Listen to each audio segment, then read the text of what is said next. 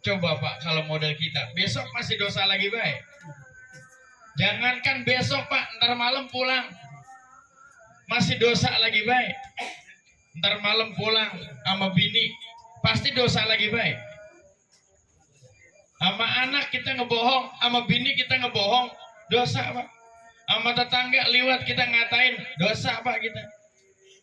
Oh, maka apa? Bahagia sebetulnya meninggal karena kesempatan untuk berbuat dosa selesai. Nah, kemudian almarhum ini sekali lagi saya mah benar-benar girang. Apalagi kalau ngelihat begini Pak, Masya Allah. Ini yang ngedoain ini lebih dari 40 orang ini. Apalagi ada santri-santri pengajian tanpa dosa, dia ikut mendoakan almarhum. Yakin doa kita malam ini dikabul oleh Allah Subhanahu wa taala. Karena begini, Pak. Sekarang kita lagi masih hidup nih, itu rasanya nggak percaya bener Pak sama yang namanya mati. Apalagi sama di dalam kuburan. Ilokan di dalam kuburan hidup. Itu masih nggak percaya Pak sampai sekarang. Termasuk hari kiamat. Sampai sekarang orang masih belum percaya Pak. Kalau orang percaya adanya kiamat, kalau orang percaya adanya alam barzah kuburan, yakin Pak semua taubat. Karena sampai sekarang nggak percaya. Buktinya apa? Banyak orang yang masih bermaksiat, banyak orang yang masih nggak kenal dengan masjid, nggak kenal dengan musola. Ini namanya kita belum beriman. Tapi kalau ditanya Ustadz mah ngakunya pasti beriman. Yang tetangga masjid belum pernah ke masjid. Ketika ketemu Ustadz ditanya sama Ustadz, abang kenapa nggak ke masjid? Repot Ustadz, emang nggak beriman? Beriman, begitu pasti. Pasti begitu. Nggak mau disalahin nggak punya iman. Kenapa? Karena memang itu menjadi reputasi seorang muslim. Pasti ngakunya beriman, tapi hatinya sebetulnya nggak ada. Kenapa? Karena sampai sekarang masih maksiat kepada Allah. Nggak mau sholat, belum mau ngaji, belum mau ke masjid, belum mau ibadah, belum mau ngeriung. Ini tanda belum ada iman. Ada memang iman, tapi baru sedikit. Maka itu, kalau kita percaya adanya kematian, nah almarhum Pak. Almarhum sekarang sudah percaya adanya kematian. Kenapa? Karena ketika kemarin persis pada hari Minggu, kemudian hari Seninnya dimakamkan, itu beliau tertidur pulas, kemudian di hari Seninnya dimakamkan, kemudian beliau bangkit. Pas beliau bangkit, tempatnya beda Pak sama yang biasa dia bangun tidur. Biasa dia bangun tidur dari rumahnya keluar, nempok tetangga di sini ada tuh, kiri kanan ada pohon pete, bependul udah mulai no. Besok dikit lagi ada. Pas kali mah pas 40 hari saya bisa datang kemari kali ini. Bisa. Bisa ya? Bisa. Ya kalau enggak gitu tinggalin dikit mah. Belum ada pete gurih hono. Almarhum pada saat bangun tidur ngeliatnya ke sana. Pas kemarin hari Senin bangkit dari tidurnya, apa yang beliau rasakan? Ini ngapa begini tempatnya? Ini ngapa lain tempatnya? Bini saya mana bini saya? Biasanya ada kopi. Bangun tidur biasanya ada nasi uduk. Anak saya mana anak saya? Nah ini ngapa tetangga kagak recet? Biasanya dia keluar tetangga recet, yang mau sekolah dianterin, yang mau kerja motor lalu lalang. Ini ngapa sepi? Tuh Pak almarhum sekarang Pak lagi ngalamin. Bapak percaya? Kalau nggak percaya samperin kuburannya, masuk bareng-bareng ke sana. Ini almarhum di dalam alam barzah baru sadar bahwa memang kematian ada, bahwa memang janji-janji Allah itu betul, bahwa memang Al-Quran nggak bohong, Al-Quran dan hadis nggak bohong, bahwa setiap manusia mati. Inilah yang namanya alam barzah, Yakin. Makanya ada ayat qala rabbi laula akhartani ila ajalin qarib fa asaddaq wa akum minas salihin. Saya pengen balik lagi, saya pengen sedekah, saya pengen berbuat baik. Ayat itu menandakan betul bahwa alam barzah ada kehidupan. Tuh, Pak. Kalau nggak percaya kan ada itu yang kisah dulu pernah saya cerita, yang petani kerjanya cuman motongin atau nebang kayu. Ada orang kaya berpesan kepada anaknya, nanti kalau saya meninggal temenin saya 40 hari, saya mau kasih harta saya separuh, semua saya kasihin. Anaknya nggak ada yang mau. Bagian gue mau nggak dibagi kok. Kalau 40 hari nungguin. Terus saudara-saudara abang-abangnya disuruh, nih saya wasiat, kalau mau nungguin saya 40 hari, saya kasih harta saya, separuh harta saya. Harta dia Pak, sekelurahan Bojong Menteng. Lu coba itu. Terus sekelurahan Bojong Menteng, lega enggak? Berapa hektar Pak? Kelurahan Bojong Menteng, belum pernah ngukur. Belum pengen ditabukin orang. Iya main ukur bayar Pak. Sekelurahan Bojong Menteng kan lega Pak. Itu separuhnya mau diberikan kepada orang yang mau nungguin dia. Lah anaknya nggak ada yang mau, keluarga nggak ada yang mau, tiba-tiba itu si petani hutan yang kerjaannya cuman nebangin puunan kuli, modalnya cuma satu kampak doang, dia ngedenger. Lah, bener ini, bener, didatengin. Tuan tadi ngomong ya, bikin sayembara. Iya, kalau saya nanti meninggal, temenin saya 40 hari, saya akan kasih harta. Nah, ini nih. Emang kagak punya kebun, kagak punya rumah, kagak punya apa? Punya kampak doang atuh, Pak. Akhirnya apa? Tibalah saatnya orang kaya meninggal. Datang dah dia. Sesuai dengan MOU, kesepakatan keluarga, si Pulan itu, si petani itu nungguin. Bener, Pak. Dikubur bareng-bareng, cuman kuburannya beda lubangnya. Maksudnya beda lubang itu nggak kayak kuburan begini. Karena dia menungguin. Kalau nungguin doang, berarti nggak mati. Karena itu mayatnya taruh di depan dia, di liang lahat. Dia di sampingnya. 40 hari Pak nungguin di sampingnya. Barangkali kuburannya dibikin gede. Karena supaya dia yang nungguin di situ. Mungkin fasilitas juga lengkap. AC. Mungkin kali ya. Terus apa lagi? Kulkas. Kolam renang. Pantesnya. Mesin cuci. Persis pas malam pertama datang malaikat ngelihat dia. Datang, dia minggir Pak. Dia minggir ngejauhin. Ternyata apa? Lah. Datangnya bukan ke si mayit, ngedatengin dia. Lalu kok sini? Malaikat nanya, "Marabbuka?" Lah, saya ditanya, nanya mati. "Marabbuka?" "Allahu Rabbi." Bisa Pak? Bisa jawab dia. Wah, semua ditanya sampai malam berikutnya itu mayit belum nggak ditanya-tanya Pak. Ke dia lagi. Lah ini si malaikat lagu apa? Saya ditanya lagi malam kelima, mulailah. Apa yang ditanya? Apa harta kamu? Nah, sama kampak punya itu atu-atunya. Benar. Lah iya. Udah tuh malaikat nanya. Besok datang lagi, masih nanya, itu kampak dari mana? Beli apa ngapain? Duitnya dari mana? Begitu doang Pak. Besok pulang lagi, malaikat datang lagi. Sampai 39 hari itu malaikat nanya kampak kagak udah. Coba Pak. Akhirnya apa?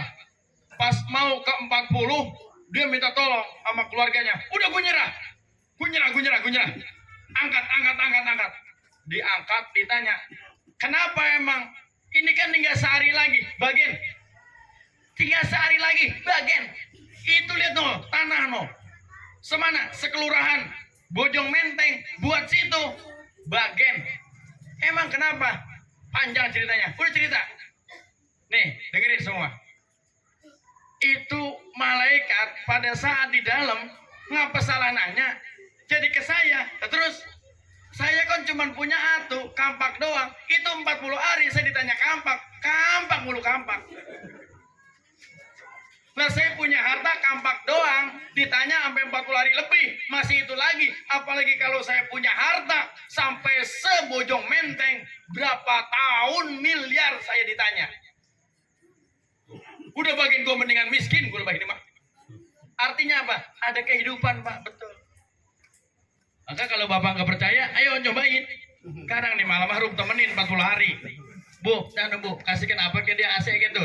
Bupain. Ya Bu, suruh ngupain. Tuh Pak. Ada kehidupan di alam barzah, nyata orang baru tahu bahwa di alam barzah ada kehidupan setelah dia meninggal. Lagi begini nih, boro-boro ingat, yang keingatan, ini ngapa lebah gua tebang, ngapa tebang kacang doang, lebah gua nggak ada ini kacang tuh, yang kayak sono nanya. Mual keingetan yang namanya alam barzah Pak, lagi begini mah. Iman kita nggak ada Pak tentang alam barzah. Padahal apa? Bahwa kematian itu adalah wa'idho. Kafa bil mauti wa'idho. Cukuplah bahwa kematian itu pelajaran buat kita. Tapi berapa kali kita ngedatengin orang meninggal, pernah kita bisa belajar. Itu kan begitu ya. Lagi ngebagi-bagi makanan. Ono kesono mulu yang enak mah. Pas giliran, ini nggak pesalak doang kesini mah. Tuh, keingetannya begitu. Nggak pernah kita berpikir masalah bagaimana amal kita, bagaimana kita mempersiapkan diri kalau seandainya kita dipanggil seperti almarhum. Nggak pernah Pak kita mikir begitu. Maka iman dipertebal. Kenapa? Karena orang yang meninggal ada 3 hal yang dia itu tungguin Pak. Ada 3 hal yang ditungguin sama si mayit ketika di alam barzah. Yang pertama, dia nungguin kiamat Pak. Lama kiamat. Kenapa? Karena di alam barzah orang masing-masing amalnya ketika di dunia. Kalau dia rajin ke musola, di sini alhamdulillah ada musola baru, bener ya? Yang kemarin diresmiin itu, An-Nur ya. Mudah-mudahan yang bikin musola jangan kayak bikin kurung batang. Bikinnya mau rajin, tempatinnya orang mau. Ntar akhirnya musola sepi. Tanggung jawab tuh orang sini. Makanya diciptakan sama Allah, ditakdirkan sama Allah adanya musola di sini. Semoga orang sini menjadi orang yang beriman, ahli ibadah semua. Amin ya rabbal alamin. Makanya disiapkan tuh musola. Ini ladang kita. Makanya apa? Ini lagi ditungguin sama almarhum. Kiamat lama Pak. Kiamat itu lama. Karena ketika dia menunggu ya Allah, ada orang yang beriman, ada orang yang kufur, ada yang rajin ke masjid, ada yang rajin ke musola, ada yang dia rajin mengaji, dia sodako, dia ibadah umroh, dia semua kerjakan syariat agama. Maka ketika di alam barzah dia tertidur Pak, pulas Pak. Ditanyanya nggak lama, marrabbuka, Allahu Rabbi, selesai.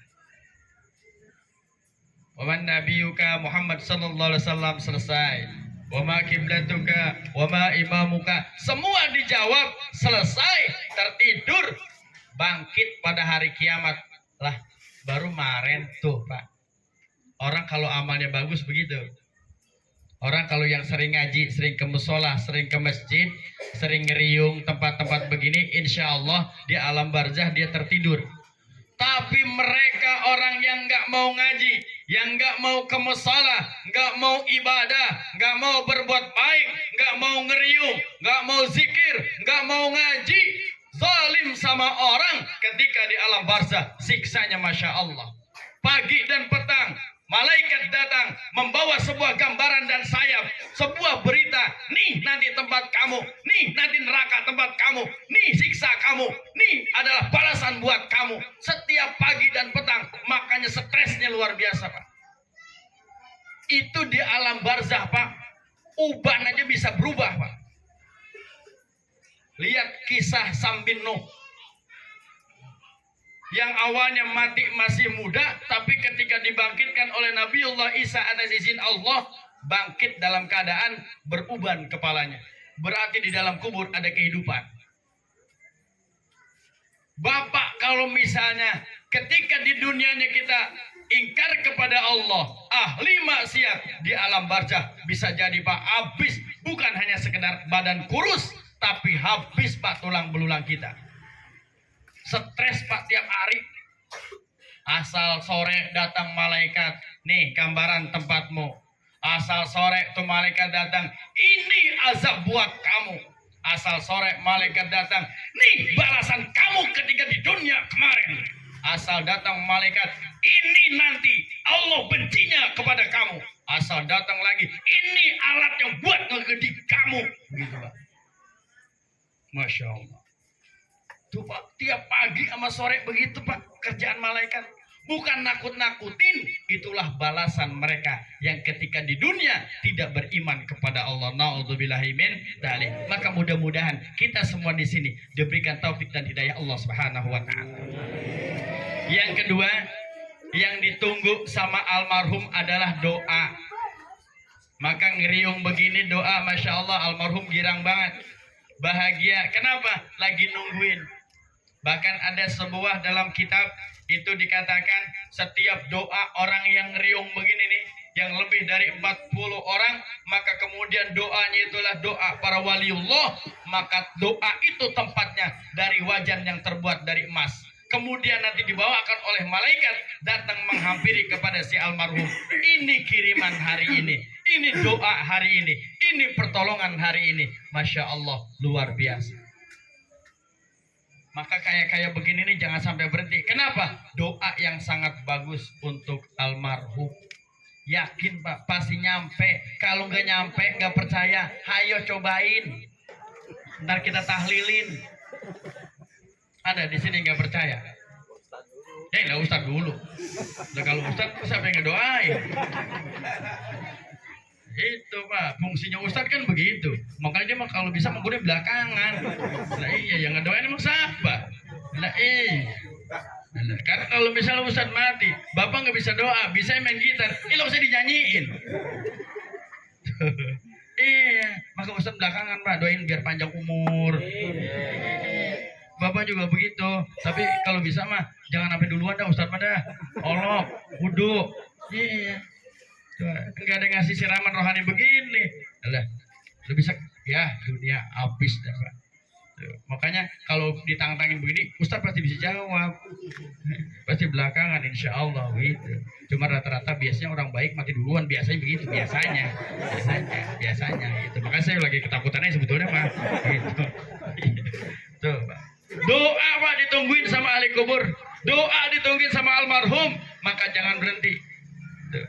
Terakhir yang ditungguin sama almarhum adalah kabar dari malaikat yang setiap hari ngelihat anaknya, ngelihat istrinya. Apa yang diberitakan kepada almarhum? Kata malaikat, hari ini anakmu ngaji, hari ini anakmu ibadah. Apalagi yang belum akil balik, itu menjadi kabar gembira buat si almarhum. Makanya apa? Tuh tempat musolah ramein ngaji anak-anak kita, didik. Alhamdulillah kalau ngelihat begini resep itu. Ini kalau ngelihat begini nih, negara kita insya Allah masih aman ini, agama kita masih aman, akidah kita masih aman. Ini kalau ngelihat bocah ini Masya Allah, santri-santri begini, rasanya orang tua girang. Kenapa? Ketika meninggal pasti tuh bocah ngaji. Karena orang sekarang Masya Allah, kemarin ada orang tuanya meninggal pada melohok, cuma nangis doang. Ngaji kagak, apa kagak. Ngaji nggak bisa, masih baca Iqra. Bapaknya pas meninggal, anaknya baru Iqra 5. Belum bisa. Disuruh baca Al-Quran, itu baca disambung semua. Kagak ngerti Pak, Masya Allah. Tuh, maka yuk kita cetak, kita jadikan anak-anak kita, anak-anak yang saleh dan salah. Kita jaga Pak anak kita. Kita ajarin ngaji awalu wajibin alal insan ma'rifatul ilahi bistiqan. Yang pertama kali kita harus ajarkan kepada anak kita adalah tauhid. Ngaji biar apa? Nolongin kita nanti pada saat kita menikah. Ya. Nah, maka yuk kita doain untuk istri yang ditinggalkan, jangan takut. Ada berita gembira dari Allah. Kalau tidak salah dalam Al-Quran itu bahwa perempuan-perempuan yang ditinggalkan meninggal oleh suaminya, maka ditanggung semua rizkinya oleh Allah. Betul Pak. Kalau kita ngelihat, mohon maaf, ini mah bahasa agak kasar sedikit. Nggak ada Pak janda yang kelaparan. Kalau duda belangsak banyak Pak. Asal ditinggal mati nih ama bininya ya, belangsak Pak. Iya Pak, asal ditinggal mati Pak. Asal ditinggal mati sama istrinya, Masya Allah. Kayak anak kalau ditinggalin sama ibunya, telantar Pak. Tapi anak kalau tinggalin bapaknya, masih bisa bertahan hidup bersama ibunya. Tuh, itu hebatnya seorang ibu. Maka apa? Allah betul-betul menjanjikan dalam ayatnya, jangan bersedih, jangan khawatir ketika ditinggalkan oleh suami, dipanggil oleh Allah, karena Allah menjamin rizki istri yang ditinggalkan oleh suaminya. Termasuk anak-anaknya. Anak yatim itu sebetulnya tidak ada yang terlantar. Nggak ada yang terlantar. Karena Allah sudah jamin semua.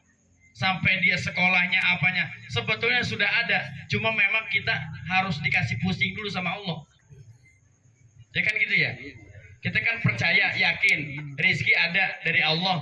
Ngapa giliran asamu arisan kita pada puyeng pala. Iya kan ya. Padahal habis itu kan ketemu, temponya kan ketemu ya. Pasti ketemu kan ya, mau arisan nih. Pasti dapat sebetulnya, nggak tahu minjem, nggak tahu ngapain. Tapi kan awalnya memang pusing dulu. Itu namanya harus usaha. Tapi Allah sebetulnya sudah menjamin semua rezeki kita. Tergantung kita. Yakin atau tidak, kemudian mau usaha atau tidak, pasrah kepada Allah atau tidak, berdoa kepada Allah atau tidak. Nah, ini saja barangkali, mari kita berdoa. Mudah-mudahan semua yang ada di sini selalu dibimbing oleh Allah mendapatkan taufik dan hidayahnya. Mudah-mudahan kita terus bisa berbuat baik, beramal soleh, dan senantiasa ditunjukkan kepada Allah dengan jalan yang benar, jalan yang lurus, jalan yang diridhai Allah Subhanahu wa Ta'ala. Dan kita munajat kepada Allah, mudah-mudahan kita dijauhkan daripada maksiat kepada Allah, kita dijaga daripada akhlak yang buruk, akhlak yang senantiasa menggerogoti iman kita, dan mudah-mudahan iman dan akidah kita diberikan kekuatan dari Allah Subhanahu wa Ta'ala. Dan kita doakan yang ditinggalkan mudah-mudahan sekali lagi senantiasa dibimbing sama Allah, dan juga mudah-mudahan menjadi anak yang saleh dan salihah bihadiniyah wa anakun salihah ila hadratin nabi bisafatir rasul wa binyatil qabul. Al-Fatihah. A'udzu billahi minasyaitonir rajim. Bismillahirrahmanirrahim. Alhamdulillahi rabbil alamin arrahmanir rahim maliki yaumiddin. Iyyaka na'budu wa iyyaka nasta'in ihdinas siratal mustaqim siratal ladzina an'amta 'alaihim ghairil maghdubi 'alaihim waladdallin. Mohon maaf yang sebesar-besarnya. Allahumma fiq ila kan tarik. Assalamualaikum warahmatullahi wabarakatuh.